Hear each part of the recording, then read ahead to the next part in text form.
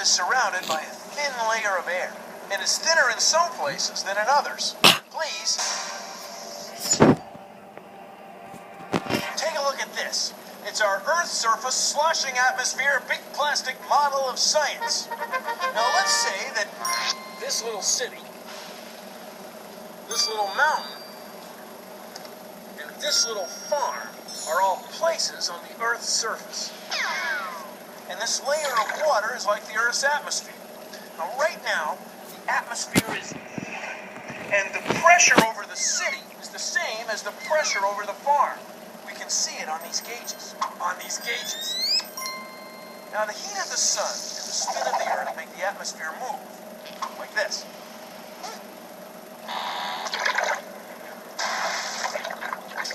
It sloshes. So now there's more atmosphere over the city than over the farm. And the pressure on this gauge is higher than the pressure on this gauge.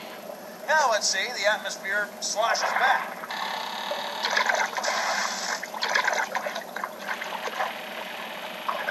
Now there's more atmosphere above the farm than above the city.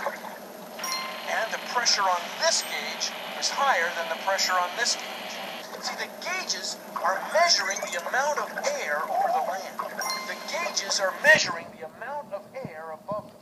Now here's how we measure atmospheric pressure in the real atmosphere. This is a barometer. Now baros from an old Greek word that means weight. So it's measuring the weight of air pressing down on it. Now that's a vacuum pump. When I turn it on, it pulls some of the air out of this chamber. So there's less air weighing down on the barometer, and sure enough, the pressure is lower. So what does this have to do with storms? Well, when the barometric pressure is high, invisible water vapor gas stays a gas. But when the barometric pressure is low, visible water vapor gas turns into a liquid, clouds. So when the pressure is high, yippee! We're all gonna stay dry. But when the pressure is low, whoa, it's gonna blow. There's a storm coming.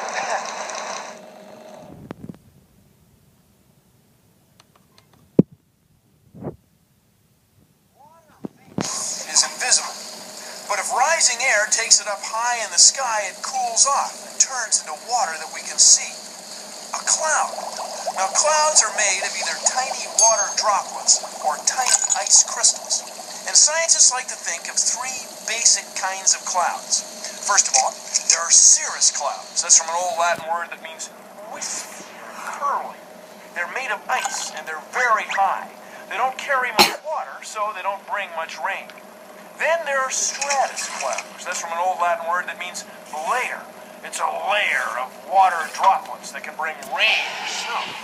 Then there are cumulus clouds. That's from an old word that means heaps and heaps of water droplets. Now scientists use a couple of other words to describe clouds more accurately. There's alto, that means high, and nimbus or nimbo, that means rain cloud. So you could have an alto cumulus cloud, or the famous cumulonimbus, or anvil cloud, because it's shaped somewhat like an anvil. It carries heaps and heaps of big, heavy water droplets, and sooner or later, the anvil cloud is going to drop them on your head.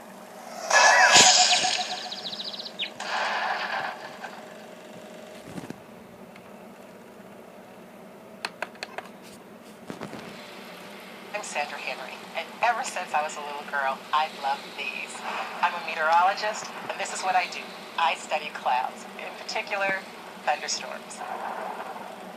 In order to make thunderstorm forecast, we use data from radar, which is this display here. There's no thunderstorms in this area here, because if there were, we would see bright yellow and bright red, like we're seeing over here. But based on some of the information that we collect, we suspect that a thunderstorm will be there in 30 minutes. So we make a 30-minute forecast for thunderstorms.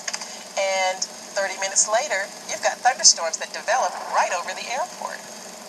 And that information goes to air traffic controllers, who in turn pass the information along to pilots so that they can avoid some of the hazards created by the thunderstorms.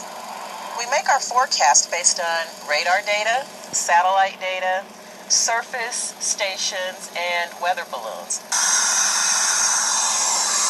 We're going to release this, and this is going to help us get information about what's going on in the upper atmosphere. This is one of the parts of my job that I love. So as the balloon's rising, it'll continue to collect data and send it back to the lab.